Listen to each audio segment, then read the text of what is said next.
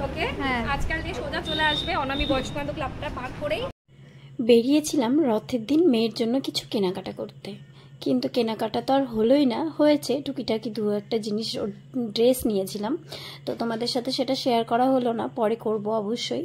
মেয়ে সেই মলে গিয়ে বলছে মাম্মি আই হাংরি, কারণ ও নাচের ক্লাস থেকে সোজা ওকে নিয়ে গেছিলাম ওখানে, তো মেয়ের তো প্রচণ্ড খিদে পেয়ে গেছে, এবার ও কী খাবে, আর ওর বাবা বলল তাহলে চলো কেএলবির গ্রাউন্ড ফ্লোরে যাওয়া যাক, সেখানে গিয়ে দেখি ও কি খায়।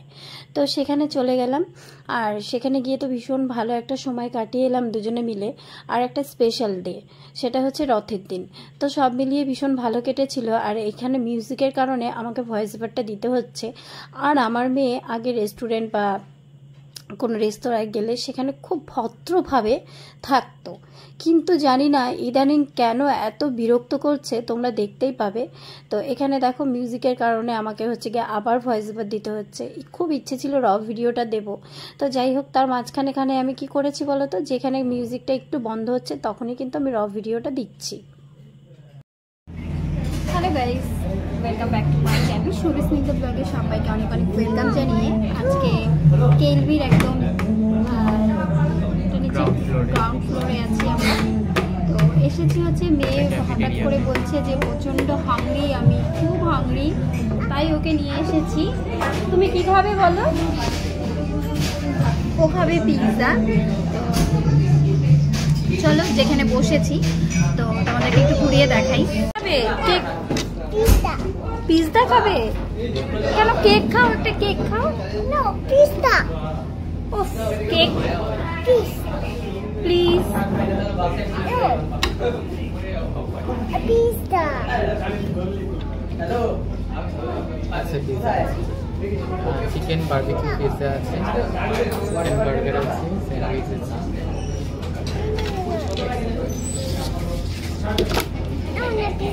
ও ঠিক আছে, তাহলে একটা পিৎজা, তাই তো? One big pizza, small pizza পাওয়া যায়। This one.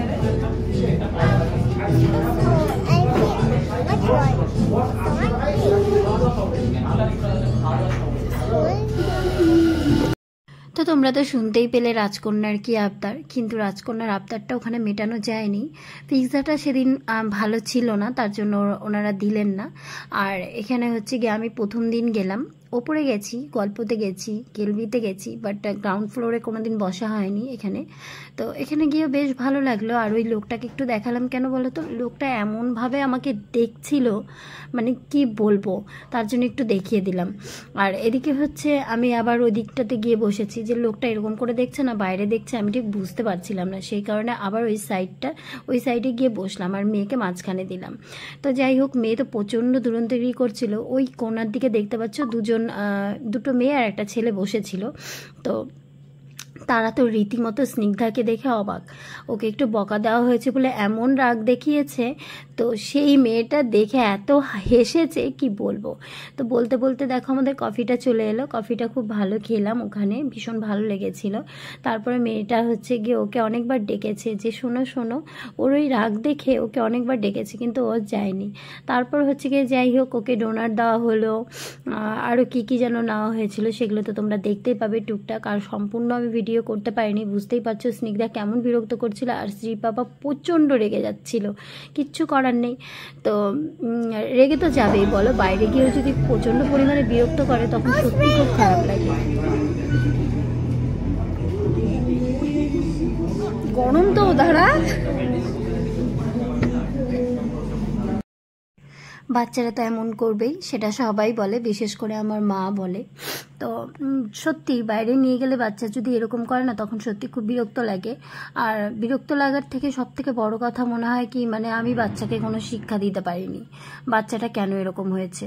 তো কিন্তু সত্যিই স্নিগ্ধা এই প্রথম এরকমটা করলো। তাছাড়া কোনো রেস্টুরেন্টে গিয়ে খুব যে একটা দুষ্টুমি করে তা না, খুব সুন্দরভাবে সেই জায়গাটাতে থাকে, সব কিছু ম্যানেজ দেওয়ার চেষ্টা করে, দেখে মনে হয় যে না, ও হচ্ছে গিয়ে একদম ভদ্র বাচ্চা, সব কিছু সুন্দরভাবে বোঝে বড়দের মতো।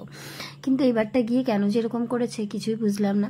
তো যাই হোক, আমাদের বাড়ির সামনেই হচ্ছে আয়নাঘর একটা শাড়ির দোকান খুলেছে। তো তোমরা যারা রায়গঞ্জের আছো তারা অবশ্যই ওই দোকানে ভিজিট করতে পারো। আমি ভিডিও শেষের দিকে সেই ক্লিপসটা রেখেছি। তো আমাকে বারবার করে বলা হয়েছিল যে আসিস বোন, আমার দোকান ওপেন হচ্ছে। সেদিন রথের দিন ছিল, ওই দিদির দোকান ওপেন ছিল। তো যাই হোক, সেখানে আমি সারাদিনে সত্যিই সময় পাইনি যাওয়ার। তো আসার পথে, রেস্টুরেন্ট থেকে আসার পথে আমি ঢুকেছিলাম। তো তোমরা সবাই ভিজিট করো, খুব সুন্দর সুন্দর শাড়ি এনেছে দিদিভাই। সবাই চেনো রায়গঞ্জের মোটামুটি পূজা সাহা। তো চলো সবাই দেখতে থাকো ভিডিওটা, কেমন লাগছে সবাই কমেন্ট করে জানাবে। আর তার আগে দেখো, ওই যে গোল মানে সার্কেলের মতো যে জিনিসটা আছে, ওখানে কিন্তু ছবি তোলার জন্য একটা বেস্ট পয়েন্ট।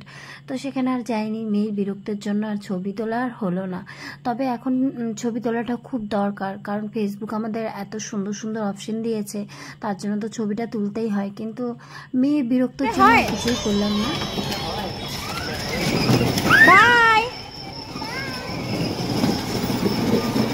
দেখো একদম যাওয়ার শেষে ওকে গাড়িতে উঠতেই হবে, আর এমন সময় গাড়িটা আমাদের সামনে এসে পড়লো, ওকে যদি না ওঠাতাম তাহলেও খুব কষ্ট পেত।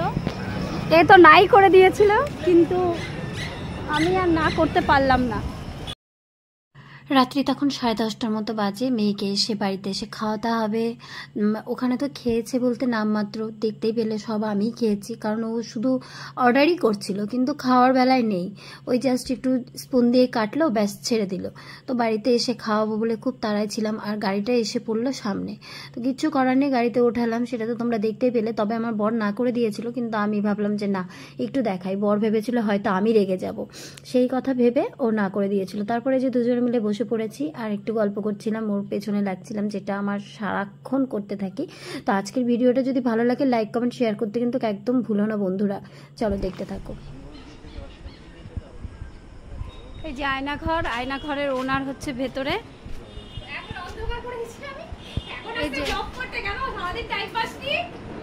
মেয়ের নাচ ছিল গো,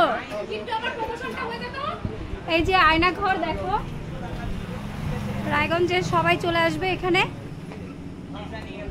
সোজা আজকালের গলি ধরে আসবে, তাহলেই আয়নাঘর খুঁজে পেয়ে যাবে। আর একটু আয়নাঘরের ওনারকে দেখিয়ে দিই, সবাই চেনে। বলো আয়নাঘরের ওনার, তোমার দোকানে কি করে আসবে সবাই? আমার দোকানে আসবে আজকালের গলি দিয়ে, যদি কেউ ঢোকে আজকাল দিয়ে সোজা চলে আসবে অনামি বয়স্ক বান্ধব ক্লাবটা পার করেই হাতের রাইট সাইডে পড়বে। আর বাবাজারের দিক থেকে আসলে বাবাজারটা পার করে আর একটু এগিয়ে এসে হাতের লেফট সাইডে পড়বে। তো সবাই চলে আসো, সারাদিন দোকান ওপেন থাকছে, দুপুরের টাইমটা অফ থাকবে 2 থেকে 4টে অবধি, আদারওয়াইজ সারাদিন দোকান খোলা থাকবে। তো সবাইকে বলবো চলে আসো, ভালো ভালো শাড়ি নিতে, রিজনেবল প্রাইসে শাড়ি নিতে সবাইকে কিন্তু আসতে হবে। একদম কিন্তু সবাই